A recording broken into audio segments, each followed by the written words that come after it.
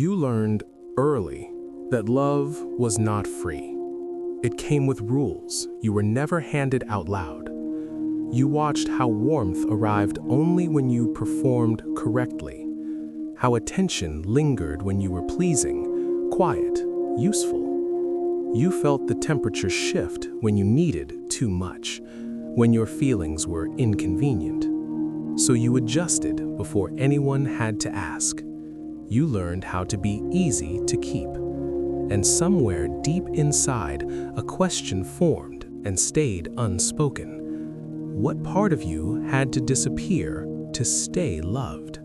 You became skilled at reading the room before entering it, at sensing what version of you would be accepted today. You listened for disappointment the way others listened for praise. You learned that affection could be withdrawn without warming, so you stayed alert. Your body learned before your mind did, muscles holding still, breath staying shallow. You didn't ask for comfort, you prepared for evaluation. Love felt like something you had to earn again, every day.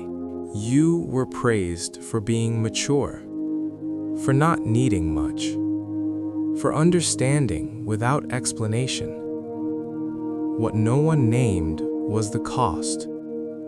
You learned to swallow anger before it reached your throat, to turn sadness into compliance. Need became something dangerous, so you hid it where no one could see. Your stomach, your chest, behind your eyes. You didn't stop feeling, you just stopped showing it. You learned how to be present without being felt, agreeable without agreeing, quiet enough to survive. There is a specific grief in being seen only when you are convenient, in being valued for your silence, not your truth.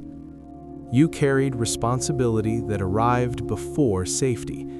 You held together what should have held you. This was not weakness, this was adaptation. You were never broken. You learned the rules of conditional love by heart.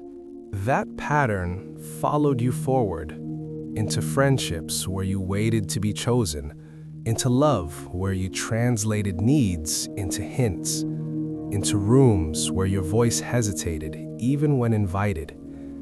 You learned to blame yourself when closeness felt fragile, to assume distance meant you failed somehow.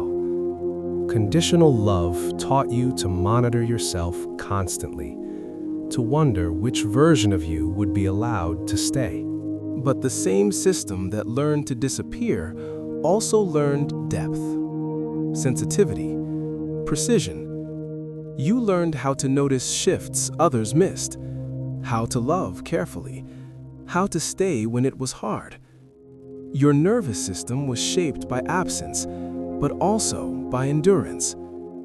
The silence did not erase you, it preserved you. It kept something alive until it could be met safely. And now, that quiet part of you is listening for something new. Not for conditions, not for approval, but for permission. If love no longer has to be earned through erasure, if you no longer have to disappear to be kept, who do you become when love does not ask you to perform?